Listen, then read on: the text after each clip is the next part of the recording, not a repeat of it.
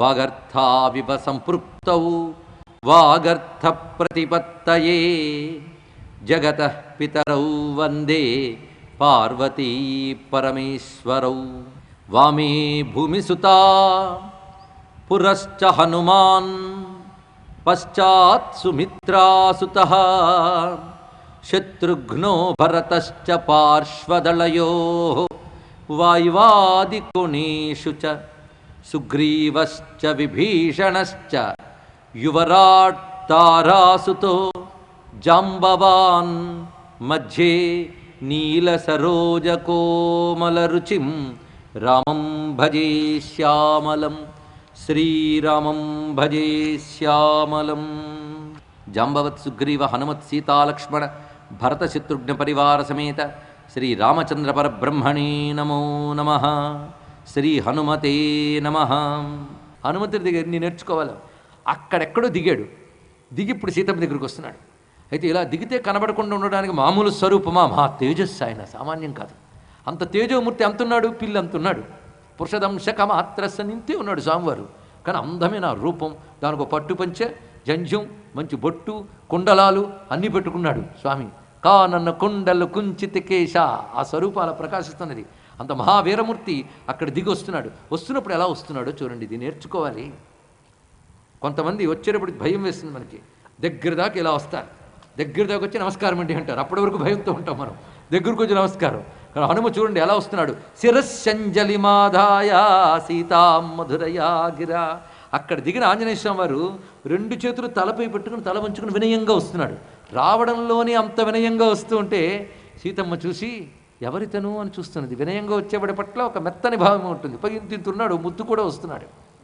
ఆనాడు ఇప్పుడు అంజనాదేవికి ముద్దు వచ్చింది, ఇప్పుడు సీతమ్మకు ముద్దు వచ్చింది. ఇక్కడ ఆ వస్తున్న స్వరూపం దగ్గరికి వచ్చి అమ్మా అని నమస్కరించాడు. ఓ పైన గొంతు ఇక్కడ వినబడింది.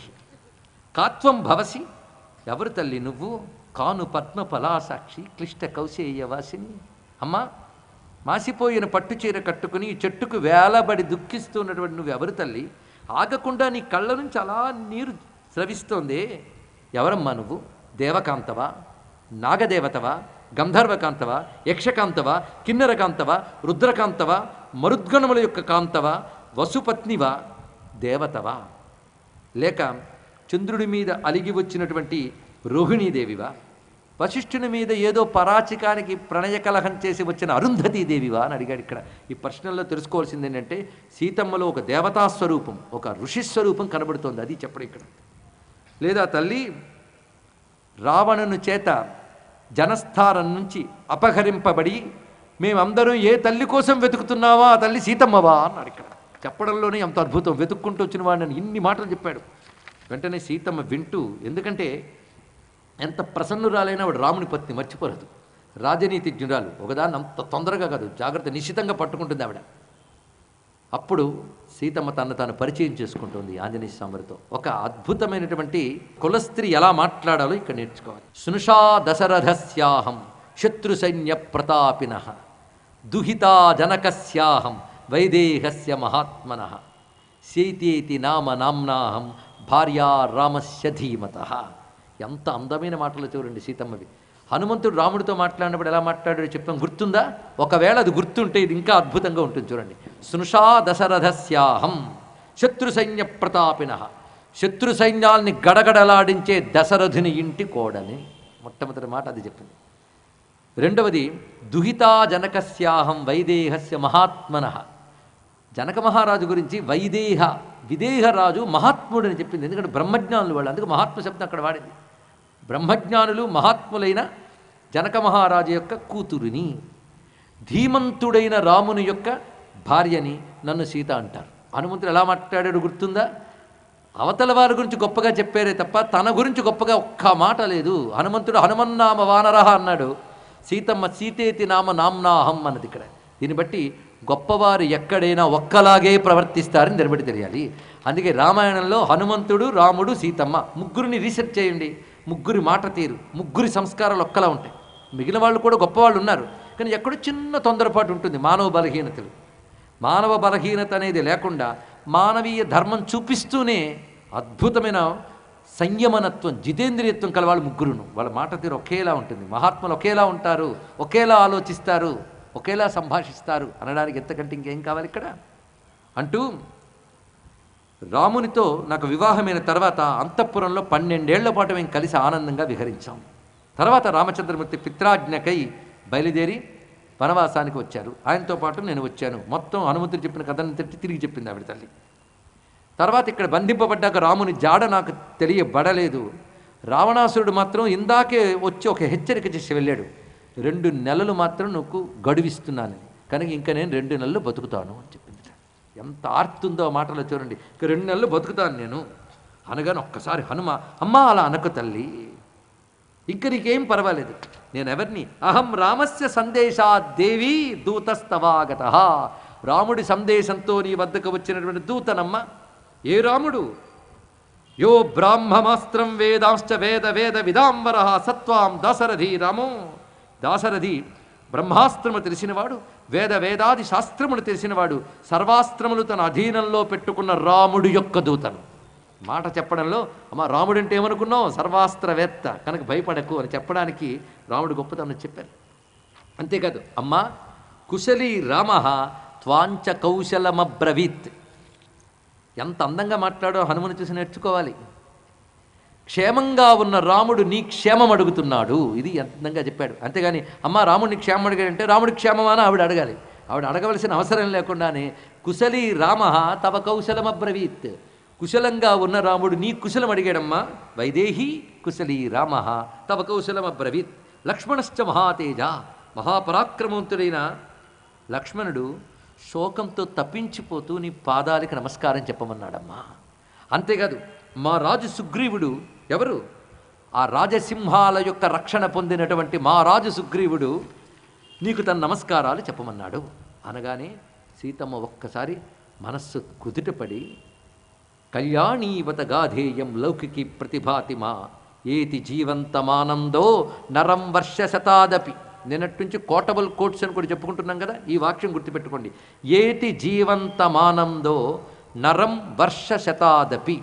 ఇలాంటి వాక్యాలు రాసి క్యాప్షన్స్ కింద మీ పిల్లల టేబుళ్ళ మీద, పిల్లల పుస్తకాల మీద, పాఠశాలల్లో పెట్టాలండి. సామాన్యమైన అంశం కాదు. ఏం చెప్తోందంటే సీతమ్మ, ఓ రామదూత, ఇప్పుడు నిన్ను చూసాక నాకేమనిపిస్తోంది అంటే బ్రతకాలి, బ్రతకాలి, బ్రతకాలి. బ్రతుక్కంటే గొప్పది మరొకట్లేదు. బ్రతుకుంటే 100 ఏళ్లకైనా శుభాన్ని చూస్తాం, పోతే అన్నీ పోతాయి. బ్రతుకుంటే ఎప్పటికైనా శుభం వస్తుంది. ఈ మాట గుర్తుపెట్టుకోవాలి. ఏతి జీవంతం ఆనందో నరం వర్ష శతాదపి. బ్రతుకుంటే 100 ఏళ్లకైనా శుభాన్ని చూడగలం. కనుకనే రామాయణం ప్రపంచానికి ఇచ్చే ప్రథమ సందేశం జీవితం యొక్క విలువ, ది వాల్యూ ఆఫ్ లైఫ్. జీవితం కంటే గొప్పదేమీ లేదు, తెలుసుకోండి. ఇక్కడ దాన్ని కాపాడుకోవాలి. అది అంటూ ఉంటే కదా అన్నీ చేయగలం. ధర్మార్థ కామ మోక్షాలు సాధించాలని జీవితం ఉండాలి. అందుకు హనుమ తొందరపడకూడదు, ఈ మాట గుర్తుపెట్టుకోవాలి. అందుకే ఇందాకన్నా ఆత్మహత్య అనేది చేసుకోవాలని బుద్ధి పుడితే ఈ కథ గుర్తు తెచ్చుకోండి అని. నువ్వు కానీ కొంచెం ఆలస్యం అయ్యుంటే, నాకు శుభసూచన అందడం ఆలస్యం అయ్యుంటే ఈ శుభవార్త వినడానికి నేను ఉండేదాన్ని కాను. ఇప్పుడు నేను బ్రతికేను అంటే ఇప్పుడు శుభవార్త విన్నాను. కానీ అప్పటి పరిస్థితి బట్టి భవిష్యత్ అంతా చీకటే. కానీ క్షణంలో ఎంత మారిపోయింది, భవిష్యత్ అంతా ఆశతో వెలుగుతో కనబడుతుంది. ఇది తెలుసుకోండి. కాలం మన చేతిలో లేదు. ఇవాళ ప్రతికూలత కనబడింది, దుఃఖపడద్దు. మళ్ళీ కొంతకాలానికి అనుకూలత వచ్చే అవకాశం ఉంటుంది. మనం చేయవలసిన పనంతా ధర్మాన్ని దైవాన్ని అంటిపెట్టుకోవడం. ఈ రెండే గుర్తుపెట్టుకోండి అంతే. ధర్మాన్ని దైవాన్ని అంటిపెట్టుకోవడం మాత్రమే. దీనితో తప్పకుండా ఉజ్వల భవిష్యత్తు ఉంటుంది. మరి జాతకంలో ఉంటేనో తిరగ రాస్తాడు భగవంతుడు. ఏం భయపడకండి. ఇక్కడ భగవద్ అనుగ్రహం అలాంటిది. అంత దృఢంగా సీతమ్మ ఇప్పుడు చెప్తుంది, ఏతి జీవంతమానందో నరం వర్ష శతాదపి. సీతమ్మ ఎప్పుడైతే మాట అన్నదో హనుమంతుడికి ఒక ఆనందం కలిగి కొంచెం దగ్గరికి వెళ్ళాడు. ఇలా మాట్లాడుతూ మాట్లాడుతూ ముందుకు రావడం రావణాసుడి మేనరిజం. ఇప్పటివరకు ఆవిడ అదే వాడినే చూస్తున్నది. ఎప్పుడైతే పైకి వస్తున్నాడో వెంటనే, ఓరి రావణ మళ్ళీ వంచన చేస్తున్నావా అన్నది. ఒక్కసారి చూడండి, హనుమంతుడు ఒక్కసారి అదిరిపోయాడు ఆ మాట విని. అక్కడే నేను అరణ్యంలో ఉన్నప్పుడు సన్యాసి వేషం వేసుకొచ్చి నన్ను మోసం చేసావు, ఇప్పుడు రామదూతను చెప్తూ ఈ వేషం వేసుకొచ్చి మోసం చేస్తావా అన్నది. వెంటనే ఆంజనేయ స్వామి వారు ఒక్కసారి తన తల అమ్మవారి పాదాల మీద పట్టాడు, నమస్కారం చేశాడు. వెంటనే తల్లి చూసింది, అయ్యో నొచ్చుకున్నాడేమో అని కన్నీళ్లు కారుస్తూ నిలబడ్డ హనుమను చూసి వెంటనే తల్లి ఒక మాట ఉంటుంది. ఇక్కడ విశ్వనాథ వారు గొప్ప మాట అంటారు. ఏమనంటే, హనుమకి బుగ్గలో ఒక చిన్న గుంట ఉన్నదండి. ఎందుకంటే అప్పుడెప్పుడు ఇంద్రుడు కొట్టినప్పుడు కొంచెం గుంట పడింది అంతే. హనుమకు వచ్చిన కన్నీరు ఆ గుంటలోకి వచ్చి నిలిచిపోయింది. చూడండి ఇక్కడ అది ఎలా ఉందంటే, ఒక వర్షం వచ్చి వెలిసిపోయిన తర్వాత ఒక రాతి గుంటలో ఉన్న నీరు బట్టి వర్షం ఎంత కురిసిందో ఊహించవచ్చు. హనుమ బుగ్గ గుంటలో ఉన్న నీరు బట్టి హనుమ ఎంత బాధపడ్డాడో అర్థం చేసుకోవచ్చు అన్నారు. హనుమకు అంత దుఃఖం కలిగి, అమ్మ నన్ను నమ్మె స్వామి నమ్మవే నీవును జలధి దాటుటింత సఫలముగను ఏ శిరస్సు తోడ ఎరిగితునో స్వామిని ఆ శిరస్సే నెల కాంచియుంటి. అమ్మా నన్ను రాముణ్ణి నమ్మాడమ్మా, నువ్వు నమ్మమ్మా. ఇంత సముద్రం దాటి వచ్చిన దానికి ఫలితం నువ్వు నమ్మాలి. నువ్వు నమ్మకపోతే ఇదంతా వ్యర్థమే. ఏ శిరస్సుతో రాముణ్ణి చూశానో ఆ శిరస్సుని పాదాల దగ్గర పెట్టి నమస్కారం చేస్తున్నాను తల్లి అని ఆంజనేయ స్వామి రెండు చేతులు దోయిలించి ఎప్పుడైతే చూశారో అప్పుడు సీతమ్మ చూసి, అసలు నీ ముఖం చూస్తే సందేహం కలగడం లేదయ్యా. ఈ సందేహం నా లోపల భయం వల్ల ఏర్పడ్డ శంక కానీ నీ ముఖం చూస్తే మాత్రం అసలు సందేహం కలగట్లేదు. పైగా మనసోహి మమ ప్రీతికి ఉత్పన్నా తవ దర్శనాత్, నిన్ను చూస్తూనే నా మనస్సులో ఒక వాత్సల్యభావం పొంగుకొస్తుంది, ఒక ప్రీతిభావం కలుగుతుంది. నువ్వు కానీ నిజంగా రామదూతవైతే నీకు క్షేమము కలుగ్గాక. రామదూతవైతే రాముడు కబుర్లు చెప్పు అన్నది. ఇప్పుడు మహా తెలివైన ఆవిడ. ఆ తెలివితేటలంటే తర్వాత చూద్దాం. రాముడు కబుర్లు చెప్పు అన్నది ఇక్కడ.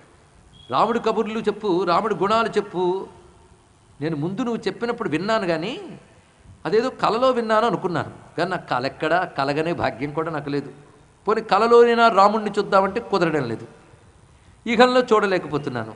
కాబట్టి రాముడు ఎలా ఉంటాడు ఏమిటో నువ్వే చెప్పు, ఎలా కలిసేరు మీరు, ఆ కథ అంతా చెప్పు అనగానే ఒక్కసారి మురిసిపోయి రాముణ్ణి లక్ష్మణ్ణి వర్ణిస్తూ వాళ్ళు నన్ను కలిశారు, ఇలా మాట్లాడుకున్నాం, సుగ్రీవుడు ఇలా చెప్పాడు, మేమందరం ఇలా బయలుదేరాం, అమ్మ ఎందరో వచ్చారు కానీ నాకు మాత్రమే భాగ్యం దొరికింది, చూసే భాగ్యం, వెతకడానికి అందరూ వెళ్ళారు, నేను మాత్రమే చూడగలిగాను అని చెప్తే అప్పుడు అమ్మవారు ఆనందించి మళ్ళీ హనుమతో అంటున్నారు కొంతసేపు విని. అంటే రాముడు క్షేమంగా ఉన్నాడు కదా, సంతోషం. అసలు రాముడు చూశానన్నావే ఎలా ఉన్నాడేమిటి, ఆయన రూపం ఎలా ఉంటుంది, గుర్తులు ఎలా ఉంటాయో చెప్పు అన్నది. మళ్ళీ అడగడం ఎందుకండి, భగవద్భక్తులకి భగవంతుడి గురించి ఎంత చెప్పినా తనివి తీరదు, అందుకోసం ఇక్కడ మళ్ళీ అడిగింది.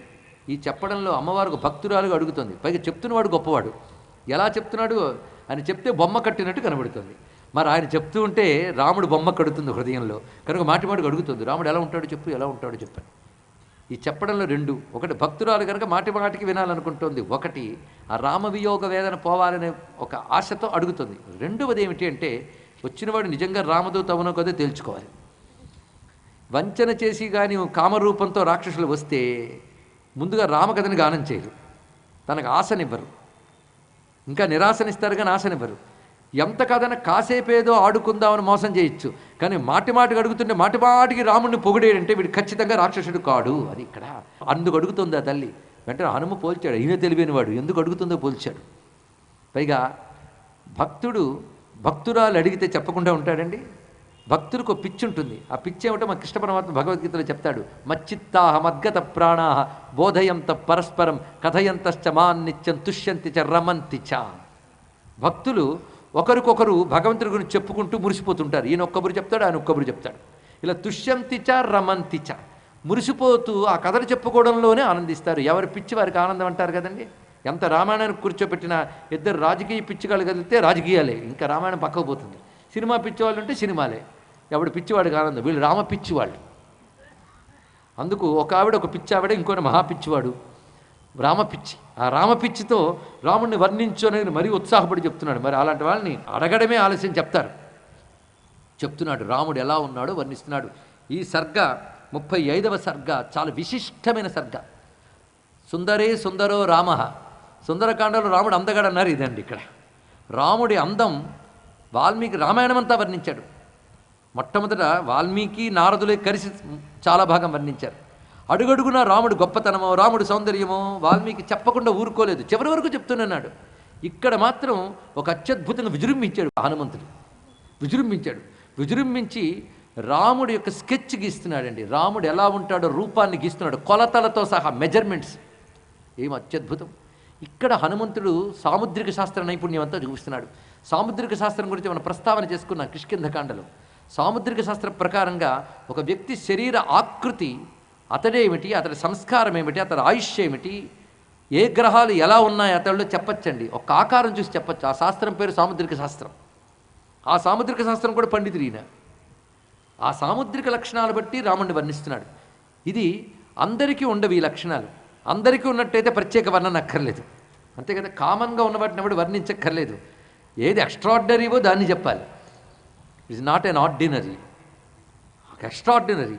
అదే రాముడి లక్షణాలనే వర్ణిస్తున్నాడంటే అలాంటి వాడు మరొకడు లేడు. రాముడు లాంటి వాడు రాముడు మాత్రమే, తెలుసుకోండి ఇక్కడ. అందుకు రామ రూపవర్ణన చేస్తున్నాడు. ఎలా ఉన్నాడు?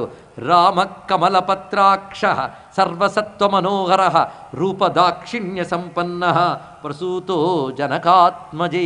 అమ్మా సీతమ్మ, రామ కమలపత్రాక్ష. ఎంత అందంగా చెప్తున్నాడు చూడండి. రాముడు కమలపత్రాక్షుడు అంటే ముందు రాముడు అనగానే ఆయన కళ్ళు గుర్తొచ్చాయి. ఇది భక్తుల భాష ఇలా ఉంటుందండి. కృష్ణ పరమాత్మ గురించి వర్ణించమన్నప్పుడు గోపికలు మల్లె పొదల దగ్గరికి వెళ్తూ నల్లనివాడు పద్మనయనమ్ములవాడు కృపారసమ్ముపై జల్లెడివాడు మౌళి పరిసర్పిత పింఛమువాడు నవ్వు రాజిల్లెడి మోమువాడొకడు చల్వల మానధనంబు దోచెనో మల్లియలార మీ పొదల మాటున లేడు గదమ్మ చెప్పరే అని అడిగారు. అడిగినప్పుడు నల్లనివాడు పద్మనయనమ్ములవాడు. నల్లనివాడు దీని సంస్కృతంలో కృష్ణ, పద్మనయనమ్ములవాడు కమలపత్రాక్ష. అది కృష్ణ కమలపత్రాక్ష, ఇది రామ కమలపత్రాక్ష. చూసారు ఎంత చక్కగా దిగిపోయిందో. అంటే భక్తులు ఎక్కడ మాట్లాడినా వాళ్ళ భాష ఒకటే, వాళ్ళ ఘోష ఒకటే. ఇది తెలిస్తే చాలు. ఇక్కడ రామ కమలపత్రాక్ష. ఏదో రాముడిని చూస్తే మనోహరుడు కేవలం మానవులకు మాత్రమే కాదు, సర్వసత్వ మనోహర. హనుమంతుడు ఒక్కొక్కటి సూత్రంలా చెప్పాడండి. కేవలం హనుమంతుడు ఇచ్చిన ఒక్క సర్గ వ్యాఖ్యానించుకుంటే అదే పూర్తి రామాయణం, సామాన్యం కాదు. ఇక్కడ సర్వసత్వ మనోహర.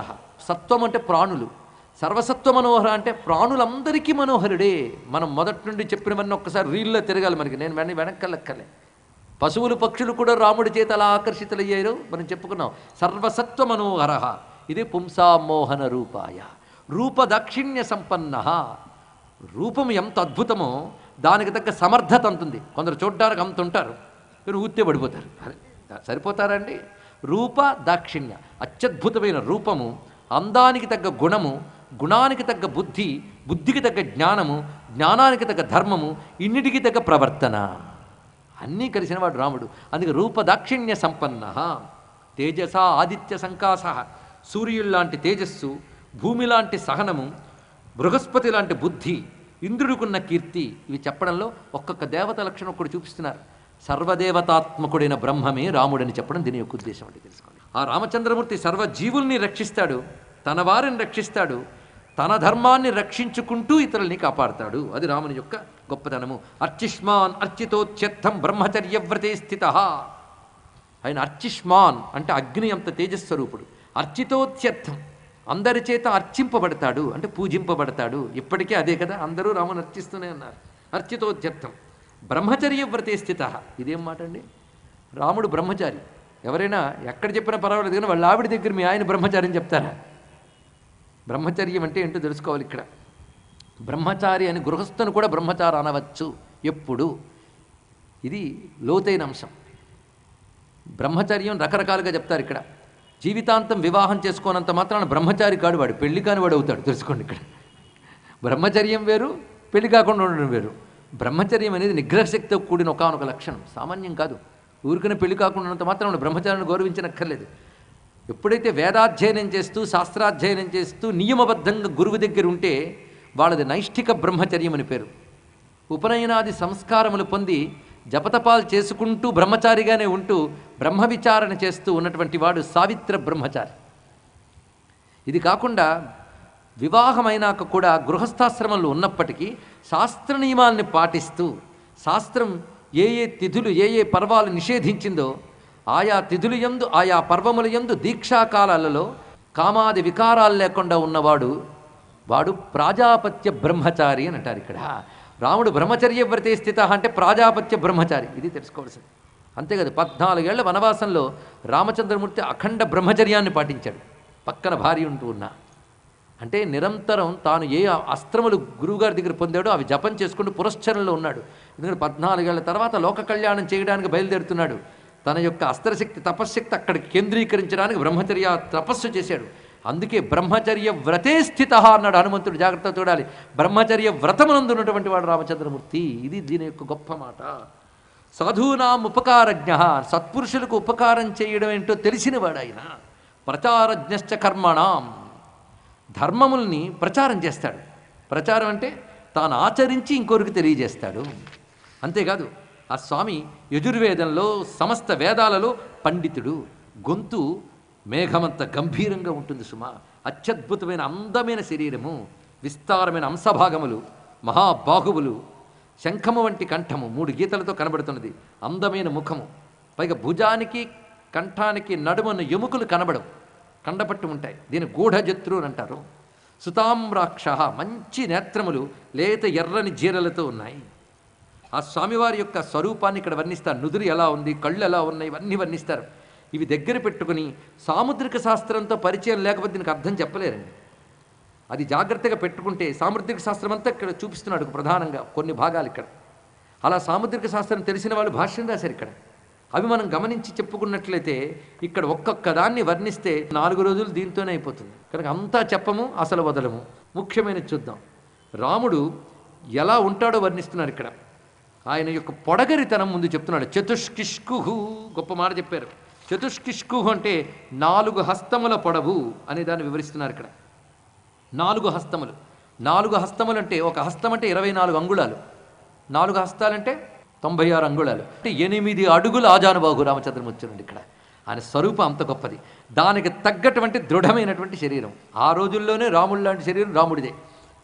అలాంటి శరీరం ఇక్కడ సాముద్రిక శాస్త్రం చెప్తున్న అంశం చూస్తే షణ్ణవత్యంగుళీ దేహ ఎప్పుమాన్ స దివౌకసహ అని చెప్తుంది ఇక్కడ.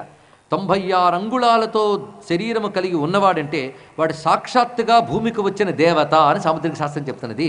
దీన్ని బట్టి రాముడు దేవత అనేది ఎంత చక్కగా కనబడుతుందో చూడండి ఇక్కడ. రాముడు నీలంగా ఉంటాడు, అదేలా పక్కన ఉంటాడు లక్ష్మణస్వామి. రంగు తేడా, ఇద్దరు ఒకేలా ఉంటారని చెప్పాడు ఇక్కడ. ఇద్దరు మహాపురుషులు, ఇద్దరు దేవతా స్వరూపాలు చెప్పడం. రాముడి తర్వాత మళ్ళీ మనం వెతుక్కుంటూ వస్తే ఒకటి దగ్గర ఆగిపోతాం మనం. అతడు కృష్ణ పరమాత్మ ద్వాపర యుగంలో. అంతే చాలు. వాళ్ళిద్దరూ కొత్త వాళ్ళ కోసం వెతక్కండి, కొత్త వాళ్ళు అవతారాలేమో అని పొరపాటు పడకండి. చాలు రామకృష్ణులు, నమో నమః. అటువంటి అభవ్యమైన రామచంద్రమూర్తి యొక్క సౌందర్యాన్ని వర్ణించారు. అంతేకాదమ్మా, మర్యాదానాంచ కర్తాచ కారయితాచ సహ, అద్భుతమైన మాట చెప్పారు. మర్యాదలు అంటే ధర్మాలు, కట్టుబాట్లు. ధర్మములు ఏర్పరిచినవాడు అతను, ధర్మాలని ఆచరింపజేసేవాడు అతను. ఏమండి, ధర్మాన్ని ఆచరిస్తున్నాడంటే సరిపోతుంది, కానీ ధర్మాలను ఆయన తయారు చేశాడని ఎందుకన్నాడు హనుమంతుడు? ఇది ఆలోచించవలసిన అంశం. ఏకాగ్రంగా వినండి ఏం చెప్తున్నాడు ఇక్కడ. మర్యాదలంటే లోక ధర్మములు. ధర్మములు సృష్టించినవాడైనా, ధర్మములు ఆచరించేవాడైనా, ఆచరింపజేసేవాడైనా. రాముడు మానవుడే అయితే ధర్మాలను సృష్టించలేదు, ఉన్న ధర్మాలను పాటించాడు, కానీ కొత్త ధర్మాలు రాముడు చేయలేదు. అవునా లేదా? వేదము చెప్పిన ధర్మాన్ని పాటించాడు, కానీ ధర్మమును సృష్టించాడని హనుమంతుడు ఎందుకు చెప్పాడంటే, ధర్మం వేదం చెప్తుంది, ఆ వేదం సృష్టించినవాడు నారాయణుడు. కనుక ధర్మాన్ని సృష్టించినవాడు అంటే వేదాది ధర్మములు ఎవరి నుంచి వచ్చాయో ఆ నారాయణుడు రాముడు అని చెప్పడం దీనిలో ఉన్నటువంటి అర్థం. ఇది తెలుసుకోండి. ఇది తెలియాలంటే వేదైశ్చ సర్వై రహమేవ విద్య వేదా శాస్త్రాన్ని విజ్ఞానం ఏతత్సర్వం జనార్దనాత్. ఆ మాటలు ఇక్కడ గమనించవలసింది. ఇంకో మాట అంటున్నాడు, అర్చిష్మాన్ అర్చితోత్యర్థం. ఈ మాటలు వింటూ ఉంటే విష్ణు శాస్త్రం చదివే అలవాటు ఉన్న వాళ్ళకి వెంటనే గుర్తు రావాలి. వచ్చిందా? ఒకవేళ పొరపాటును ఏకాగ్రంగా వింటే తప్పకుండా గుర్తొస్తుంది. అర్చిష్మాన్ అర్చితోత్యర్థం. ఈ మాట యథాతథంగా విష్ణు పురాణంలో అర్చిష్మాన్ అర్చిత కుంభో విశుద్ధాత్మా విశోధన. ఇలా రామాయణం చదివి విష్ణు శాస్త్రం చదివితే వ్యాసుడు రామాయణంలోంచి ఎన్ని నామాలు తీసుకున్నాడో తెలుస్తాయి. అవన్నీ ఎవరివి? విష్ణువి. మరి రామాయణంలో ఉన్నాయి, ఆ విష్ణువే రాముడు. అందుకే శ్రీరామ రామ రామేత అంటే చాలయ్యా, వేల విష్ణునామాలతో సమానమని ఊరకనే అనలేదు. తెలుసుకోండి. మీ అభిప్రాయాలను, సూచనలను మాకు తెలియజేయాల్సిన చిరునామా భక్తి TV, care of Rachana television private limited, road number 92, Jubilee hills, Hyderabad 5,96,000. మా ఇమెయిల్ ఐడి bhakti@gmail.com. మా వెబ్సైట్ www.bhaktitv.org. Phone number 901012223333.